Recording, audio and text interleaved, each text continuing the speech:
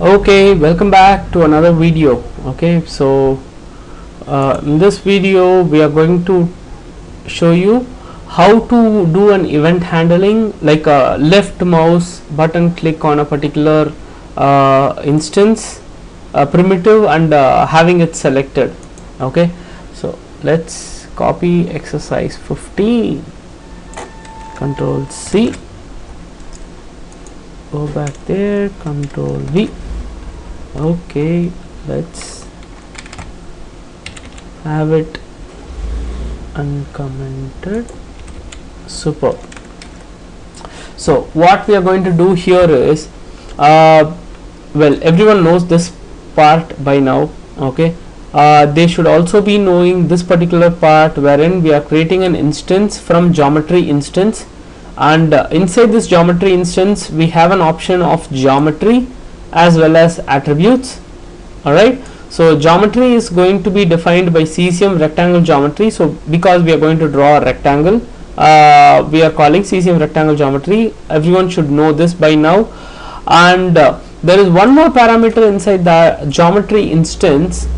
Is it geometry instance? Let's see that. No, it's inside geometry. Yeah, exactly. There is one more parameter inside geometry instance called as id. Okay, so whenever this particular rectangle is selected, then the id would be set to my rectangle. Okay, then the attribute would give it a color, okay, of red. So if you see something like this directly defined, okay, without this new space something, okay, then this is something called as a statically defined value. So if you were to go inside colors, probably you will see that. Let me show that to you, because it took me some time to figure out those things. I don't want other people to waste their time. Where is that? There should be color dot red or something. I can control F, color dot red. Yeah, so this is a statically callable function wherein you just put cesium.color.red. So that would get applied to the rectangle which is getting called.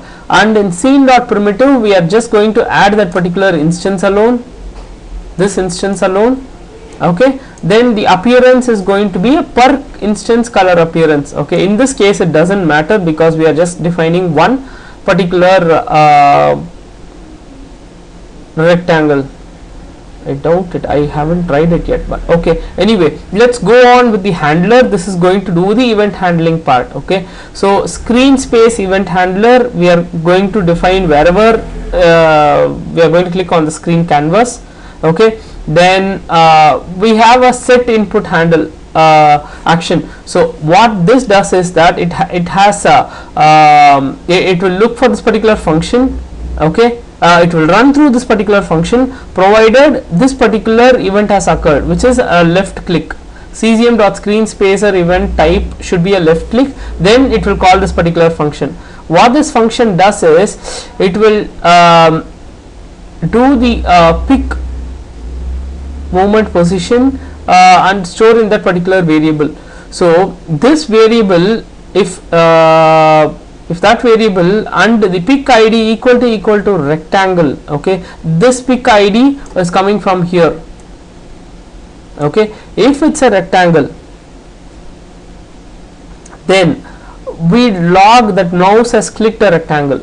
Okay, so since this is a JavaScript, I tried creating alert. I'm an alert box, window open, google.com. so you can put whatever you want over there. So let's go back there and try refreshing this code.